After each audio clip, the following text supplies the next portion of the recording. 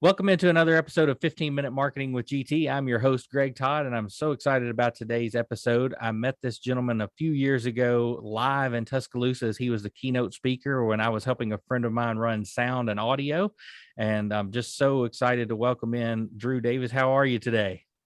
I'm great, man. GT, this is fun. Let's do this. Yeah, I'm so excited. So before we get started, just tell everybody a little bit about yourself, kind of what you do, Sure. who you help, and how you kind of got into this crazy world. Yeah, well, today I travel around the world speaking at conferences all over. That's all I do. I write some books and speak. But before that, I ran a marketing agency that I started in 2000, and I sold that in 2012. And then before that, I worked in the television world. So I was in entertainment. I was kind of had a bunch of different jobs. I worked at the Today Show for NBC. I wrote for Charles Kuralt, who's a famous, great storyteller in the old days. I I worked for the Muppets, did some stuff for MTV, and then even before that, before my television career, just so everybody knows, I was a wedding DJ. So that's how I paid my way through college. It was Perfect. awesome. Well, we have quite a few DJs that actually listen to this show pretty I know. frequently. I've been listening to the episodes, and I heard some guests that were even DJs. Yeah. I've had some guests that were DJs, and then the guy that helped me start the podcast, his normal DJ gig is what pays the bills, but help me figure out how to get a podcast started, get it launched, get it approved with Apple and Spotify and all the things. That's awesome. He had done it for some other artists, and I was like, you know how to do that? Well, help me, because I understand how to record the episodes and edit them, but I don't know how to get them distributed. So yeah, right. That's great, man. yeah. So shout out to Brandon with Well Done Entertainment for helping there me you get go, started Brandon. about High a five. year ago. So I will just tell you, I don't think I even told you offline. The thing that really impressed me when I saw you was just the dynamic use of slides. I think so many people either don't use slides at all, so it's easy for the audience in today's world that we're used to seeing, having that phone in front of us and having that stimulation. You can get bored if somebody doesn't use any at all, or the other ditch of they literally, their entire speech is on slides. It's almost like they're just reading the slides to you. And I felt like you were the perfect mix of having entertainment videos, good content.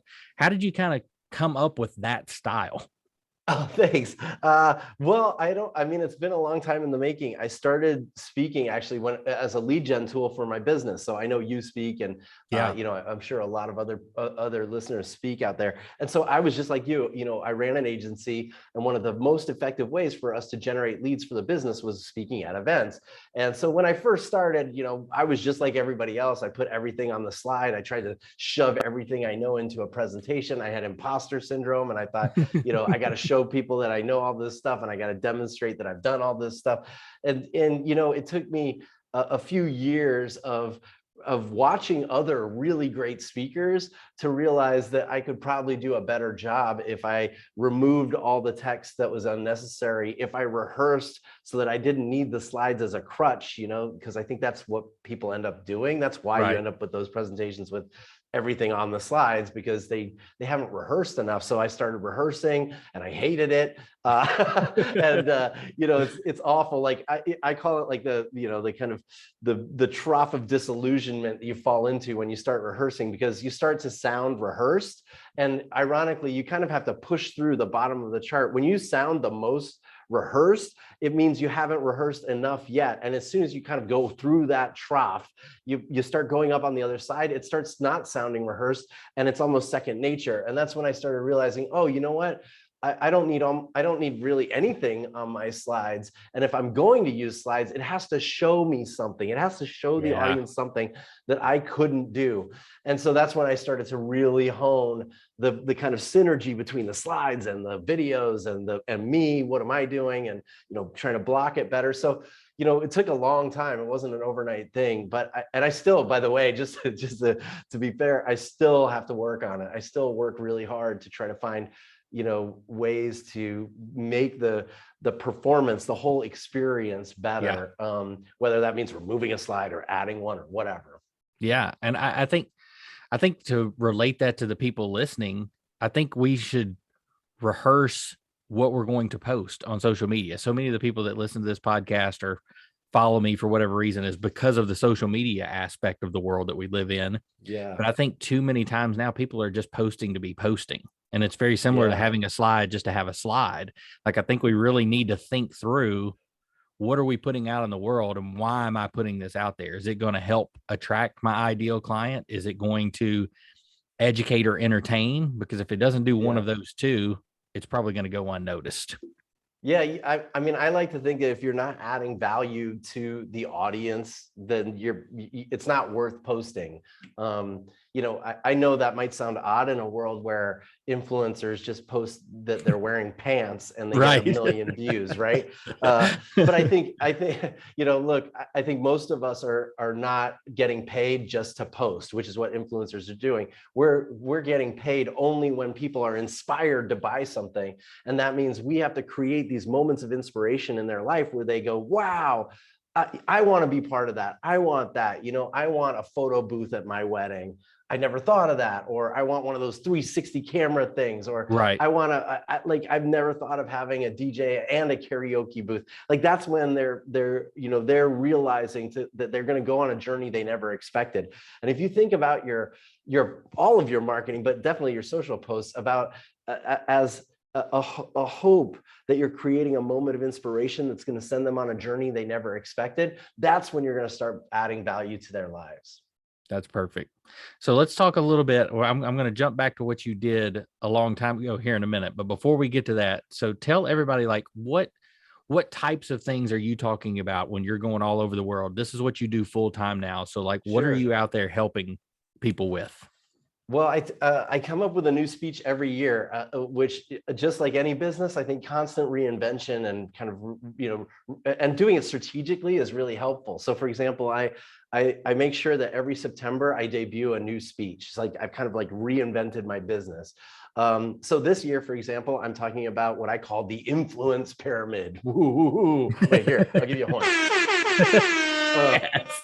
The influence pyramid is a way to understand how you can move markets by not actually needing a giant audience. In fact, the research I did over the course of 6 months really helped me understand that if you really want to influence your audience, you actually only have to influence a very small number of people, and you need them you need to shape the questions they're asking of themselves. So, like, just to try to give you a quick example, it would be like, instead of getting people to say, oh my gosh, I want a karaoke machine at my wedding, like, okay, that's great, right? The first question you want them to get them to ask themselves is, how can I make my wedding different than everybody else's? How can I make my experience stand out? And if you start shaping the questions they're asking, you'll end up being the answer to those things.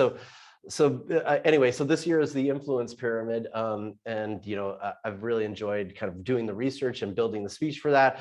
My most popular speech, which I think is the one you actually saw, is called the loyalty loop, which is basically using the customers and clients you've got to get more of the customers you want by actually creating an amazing experience, which is really relevant for the businesses we're talking about. And then the second most popular speech for the last 3 years has been called the curiosity factor. I don't have a good sound effect for that. Here, I'll have some applause.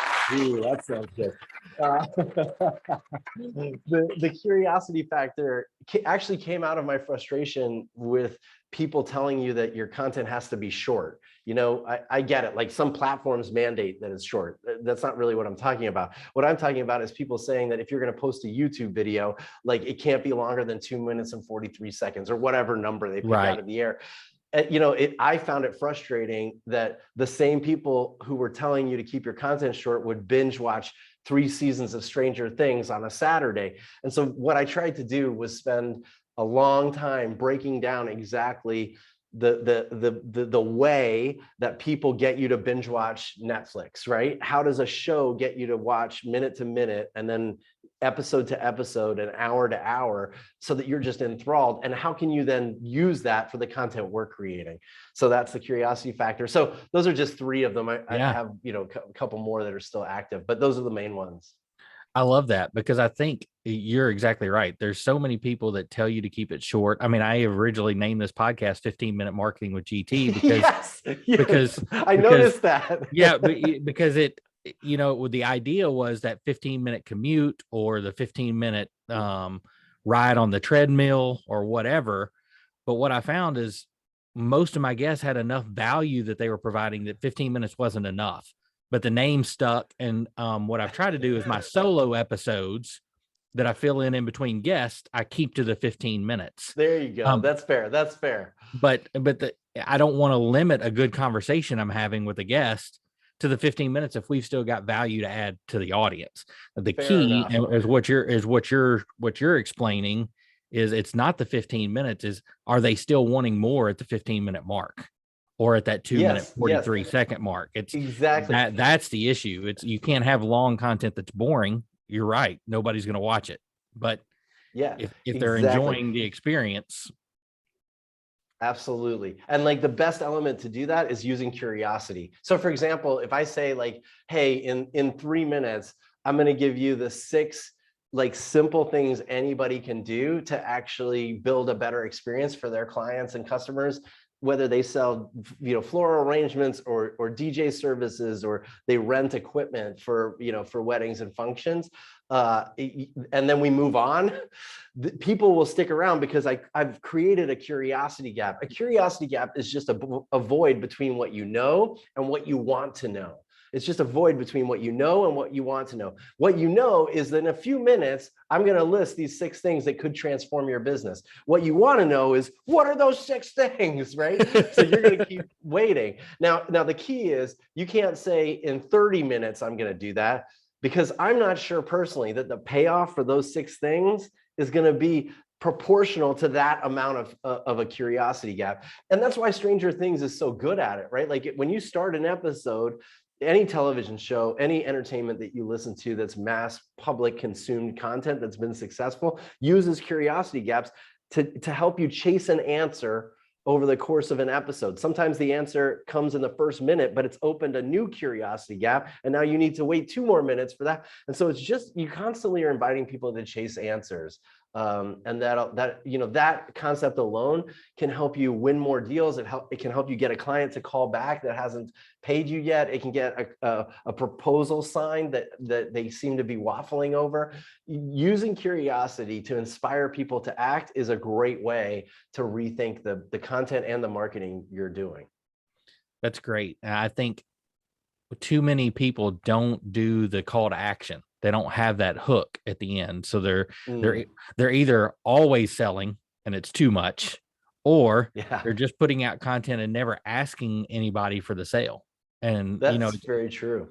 It's really hard. And a lot of the people that I consult with, being small business owners, they're not natural salespeople, by trade. Of course. They got into it because they like whatever it is that they produce, whether that's floral arrangements or one of my biggest one of my biggest clients is a dentist, and he's like, I got into it because I had terrible teeth as a kid, and I wanted to help people see that it didn't have to be that way forever. But he's not good at selling that, but he sold me on what his why was. And I was like, that's what we have to get across to your ideal client. Why 100%. There's a dentist on every corner, so why should they come see you? Because you want 100%. To give them the adult life that you have, because you found a good dentist, and therefore you went to dental school. So it made a huge difference to that. So I just wanted to add to your call to action idea. Some of the best content in the world has no call to action. In fact, it's a curiosity gap. It invites people to ask you the question you need to ask them, right? So like, for example, if you showcased an amazing cake you just did for a wedding, or you just created some great smile for a kid using some new technology, but you don't name the new technology, or you don't explain what the cake is, they're going to ask, What technology was that, right? That's a curiosity gap, but Mhm. you're purposely leaving it out so that they express their interest. And what's amazing about this is like anti-salesy, right? You don't have to Mhm. say, and make sure you sign up for the whatever, whatever, or ask me about the whatever cake, like it's $14.99. You don't have to do that. What you're actually doing is you're inspiring them to take control of the journey themselves, and they feel like they're in control. So they're like, hey, I asked you what technology it was that you made that Right. great smile with, right? Like, how did you get the teeth so white? Oh, we use the White Smile 3000. Like, let me know if you want more information. Oh, we do want more information. How much does that cost? Oh, how much does it cost? It's $3.99 a visit. Like, now all of a sudden you've had a conversation, and they were the ones bringing the journey. So curiosity gaps are so powerful, because it's what I call an implied call to action. Like, a call to action is like, you click now, you buy now, you Right. call me now. An implied call to action is like, you don't need the you, right? Like, they do it. Mhm. It's like they make their own button. So that's anyway. I'm I on a like that. rant. I'm sorry, Greg. No, no, that's perfect, because I think we're talking on the same wavelength. It's all about the copy. Too many Mm, people worry too much about either just the video or the picture that they're posting, but they forget yep, the story that's being told. And not everybody reads it. 100%. But Sure. my clients, when I try to tell them that and they kind of give me the pushback, I'm like, well, yeah, but not everybody likes the video or the picture either, but you still post it. So saying that saying the caption doesn't matter because only 49% of the people read it, that means 49% of the people read it. So do That's you want to very just true. leave, you just want to leave those people out just because you don't feel like writing a good, A a hundred good lead percent. in, so it's all about that balance. And I think that goes back to originally what drew me to your type of presentation, the balance between the Mm, curiosity gaps that you were doing, the information you were giving with the loyalty loop, the good visuals, just the stage presence and being funny. That all of that works together. right. You can't have, it's hard to separate one from the other. I mean, this A was hundred percent. Yeah. this was what, 5 years ago, or It's a so, long that time ago. that I saw Yeah. you. But I was there as in a working capacity. I wasn't even one of the ones attending the conference. So I didn't know you from Adam when I walked in that room. I was putting a lavalier mic on you and saying, That's does it great. work? So Yeah. it Test, check, yeah, check. yeah. So it really, you impacted somebody that you weren't even there to impact. And I think that's what we forget with the power of social media, is it's not just people already following you, it's those people that see you today for the first time or hear this podcast for the first time because they stumble Exactly. across it. How do we provide value to the world no matter who we're talking to? And that really is what makes us continue to do what we do and move on to the next thing. 100%. I think it's been 3 minutes. Should we give them the list of 6 things really quick Let's do for the it. loyalty loop that we tease them about, so we Let's close do the it. curiosity gap Let's do it. in case they got to get off the treadmill? Here we go. Here we go. I'll run through them quickly, but basically, you want to think about doing 6 things with any client. The first one is you want to raise anticipation.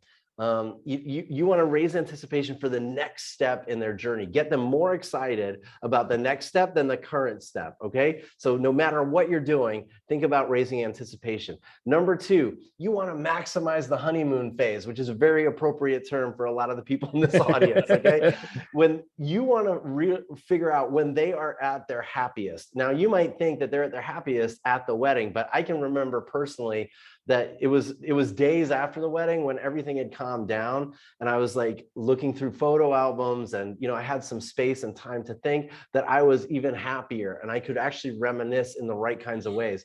You want to find the moment where they are at their happiest, and that's when you want to get reviews and referrals, and so you want to focus on maximizing the honeymoon phase in all the right ways, creating a great experience there.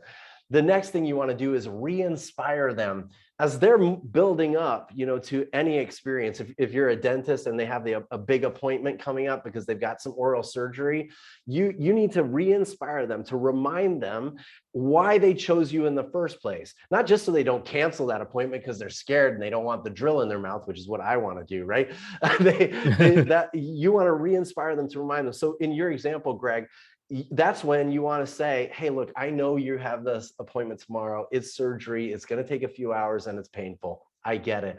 But remember, I got in this business because when I was a kid, I had horrible teeth and it has transformed my life. And when we fix your teeth, which is going to take a long time tomorrow and some recovery time, it's going to be great. You're giving them that good feeling and re-inspiring them to remember why you are working together. Okay. Perfect. That's 3. Number 4, you need to answer their trigger questions. Trigger questions are the first questions that pop into their mind when they're building a relationship with you or when you're working on any stage of the consumer experience, right? So let's say somebody reaches out and says, hey, you know, I would love to talk to you about my flower arrangements for my wedding. You know, one of the first things they want to know is like, what kind of budget are we talking here, right? So instead of like getting a lot of detail and like wasting your time and their time, one of the easiest things to do is go, hey, this sounds great. You know, just so you know, like the smallest engagements I do for a wedding start at $1,000. You know, the biggest are about 10,000. So as long as we're in that range, let's keep chatting. Are you okay with that? Yes. Okay, because you've answered their trigger question, they can take a deep breath and they can move on. So always think about answering their trigger questions. The next one is remove friction. And this is a big one. Just because other people in your industry do it this way, you know, A, B, C, D are their steps, does not mean you need to do A, B, C, D as your steps. If you can remove step C because it's stupid, but it seems like everybody else does it, well, remove it. Even if that means taking one form field off of the contact us form on your website, do it, because all of a sudden they start to feel like, you know what, I've been filling out 10 contact us forms for, you know, DJs, and this one feels easier. Like I feel like Greg's going to be easier to work with. Like you want them feeling like you're going to be easy to work with. So remove friction wherever possible. And the last one, and this is a really great one if you have more than one person on your team. Okay. So, like even if they're freelancers, you want to scale camaraderie. Scaling camaraderie is about building mutual trust and respect between you and your team. Okay, so you know, I was listening to one of your podcasts earlier. I forget the gentleman's name, but I know he has a team. He does the creative entertainment stuff. Who was that, Greg? That was Kevin Dennis. Kevin Dennis. Yes, Kevin Dennis. He obviously has a team that's helping support his business. And he's so, you know, it works so well that he can go and get married and turn off his email. And all that stuff is great. That's great confidence. But one of the things you can do really well, even if you only have one more person on your team, is introducing that team member to the people you're working with early on. Now, one of the things this does is it builds extremely powerful loyalty. And it turns out if you have more than 4 people or 4 people or more on your team, if you introduce your clients and your prospects to all 4 of those people, they are much more likely to become a customer and then become a loyal customer, because they don't feel like they're just working with you, right? Like they can email Martha if they have a question, or when they're on site, they're not meeting Deborah for the first time at the event. It's like, oh, Deborah, yeah, you sent me an email and it was such a nice introduction. And you sent a little personalized video wishing us well on our big day. That was so kind. You want to scale camaraderie. So I'll just run through them one more time. Raise anticipation. Maximize your honeymoon phase, re-inspire people, answer their trigger questions, remove friction, and finally scale camaraderie. That's so good. Thank you for sharing that. Yeah, sure. It is so, it's one of those things that what we do is not rocket science, right? But when you put it out there and you have those 6 steps, I love lists. I'm an Enneagram 5. I'm the research, introvert. I mean, what really got me into doing social media is I like the analytical side. Like most people don't like to look at why things are working or not working. And that's what I enjoy the most, is not being in front of the camera or being the life of the party on, front facing camera, but I can tell you why those things are working, what day is the best for you to post it, what time is the best day for you to post it, all of those things to maximize the eyeballs, right? That's what got me into this originally. And then realized I had to be good at the other part too if I wanted to survive. so then I expanded out into a podcast and speaking and all of the other things that you have to do to round out who you are. But ultimately, my favorite thing to do is to take one of the clients that I'm not the one doing all of the work on, that one of my team members is doing, but looking at the back end and going, well, are you still posting this way because that worked 90 days ago, 3 months ago? Yeah, exactly. Right. But the world has changed. And I mean, we saw a huge shift even in this podcast. Everybody that does podcasts, you're talking about removing friction and doing things differently than everybody else. Everyone else in the world that does podcasts batches episodes far in advance, right? They record a ton of them and they edit them and they put them out on the same day every week. I only have a couple of episodes at a time batched, and that is because I batched so many going into the pandemic that I had to get rid of. No one they saw. Were so irrelevant. They were so irrelevant with the way the world was. And so I had to, call all these people or email them back and say, look, our episode just doesn't make sense with where we are in the world. Everybody's working from home. They've got pajama pants on. They're learning what Zoom is for the first time. That's right. Like talking about, balancing your time at the office no longer makes sense. Like this episode isn't going to make sense. Worthless. Yes, exactly. So I've shortened my lead time on guests for that. And I think the other thing that it does, it makes you much more likely to want to share the episode as the guest when it comes out, because you still remember having this conversation with me, as opposed to 6 months from now and you get this email saying, hey, our episode is live. And you're like, what episode? Oh, that one we did back in January. Yes. Right. Yes. I kind of remember that conversation. Well, that is a perfect example of maximizing your honeymoon phase, right? Yeah. Like, I'm going to be thinking about you for the next few days, maybe a week, right? But 3 weeks from now, if somebody is like, hey, do you remember Greg Todd? I'm going to be like, Greg Todd, let me think. He's a podcaster. You were on a show, wedding guy. And then I'm going to be like, oh yeah, Greg Todd, right? But I meet a lot of people. It's not that I don't like you, Greg. It's just a lot has happened between them. So maximizing the honeymoon phase like that is exactly the right kind of thinking. It makes everything more successful. That's so good. So before we move on, I've got to ask a little bit about so many of my listeners would probably, I'm going to guess, would be Today Show fans. And so just kind of tell a little bit about your experience with that. Like, when were you there? Like, and what was that like? Like, how do you use what you learned there now? Okay, well, so this is the 1990s era Today Show. So Katie Couric, Ann Curry, Matt Lauer, that's the era that I was working there.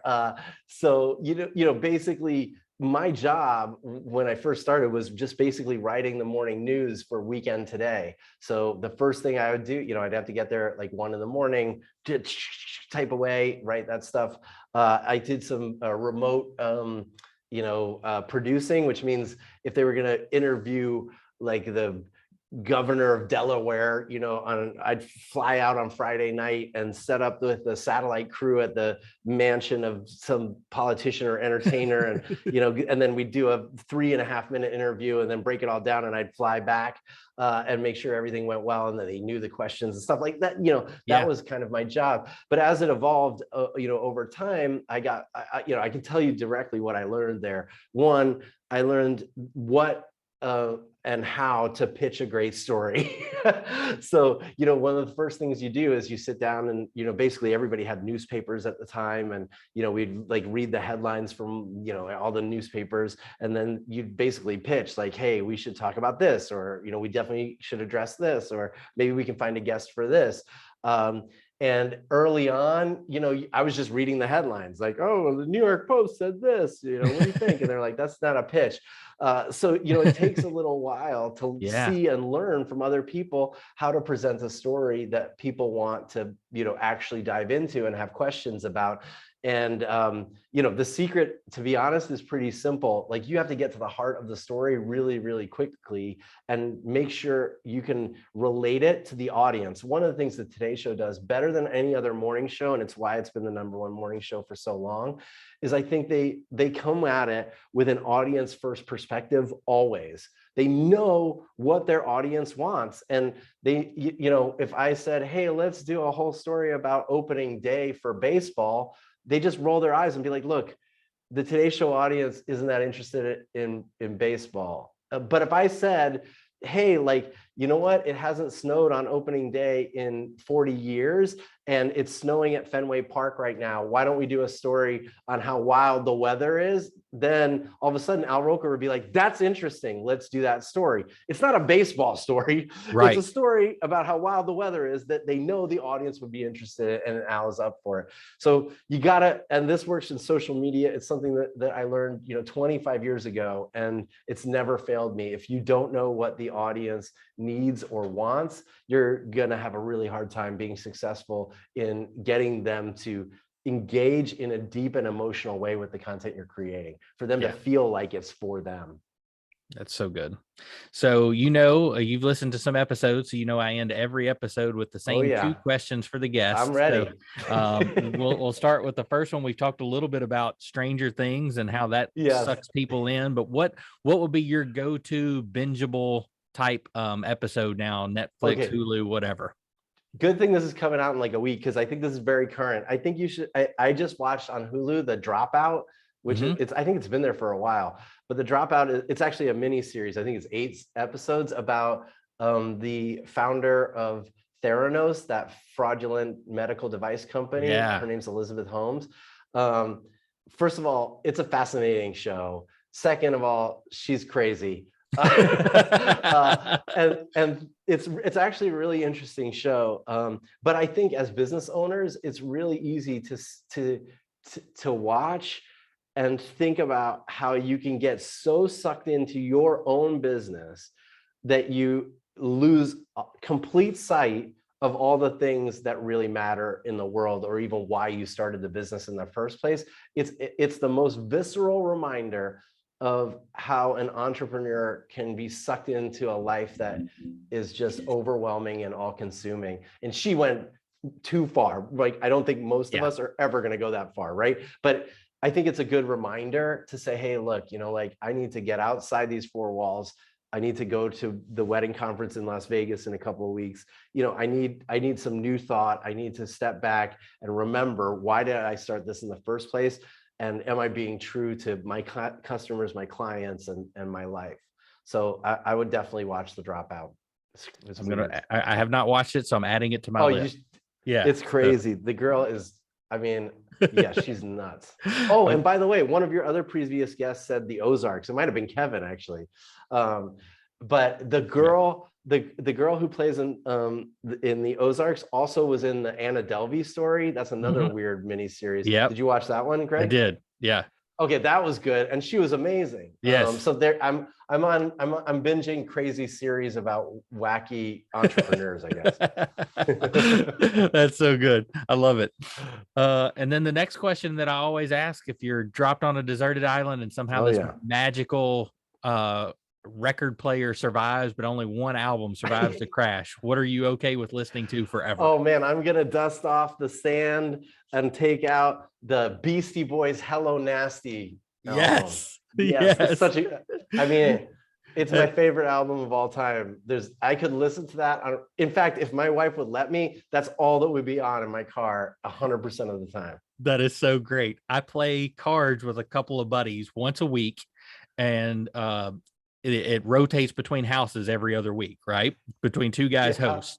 And every other week, the playlist is nothing but the best of the Beastie Boys from YouTube playing on the TV with the videos playing in the background. So if you're out of the hand, we're watching Beastie Boys videos from the 80s. I love it, man. I will see you. I will come to that poker game as long as the Beastie Boys are on. I'm in. Yeah, it's every Tuesday night. So if you're in the Birmingham area, look me up and sign me up. Next time I'm there, I'm telling you. That's so good. What's the buy-in? It's not a lot. This is just for fun. It's an escape for a bunch of guys that are all dads and entrepreneurs. This is our I love it. One night a week on a Tuesday night when the wives can be okay with us being out of the house for a couple hours. So that's awesome. Well, I'll bring some goldfish and we'll bet goldfish. There we go. I'm in. Well, this has been awesome. It's a great conversation, as I knew it would be. Tell everybody where they can find more about you, where you'll be, and anything else that you've got going on that people should know about. Sure. Well, if you want to stay in touch, like one of the easiest ways is I do a weekly YouTube video. It's called The Loyalty Loop. You can sign up at loyaltyloopers.com. Just give me your email address. I'll send it to you. If you're not entertained and informed, like you said, Greg, you can unsubscribe.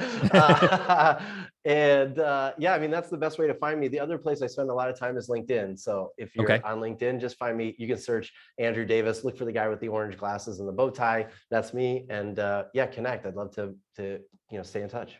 That's awesome. Look forward to talking to you again. And I really appreciate you being on today. Anytime, man. Thanks, GT. This has been fun. Thanks.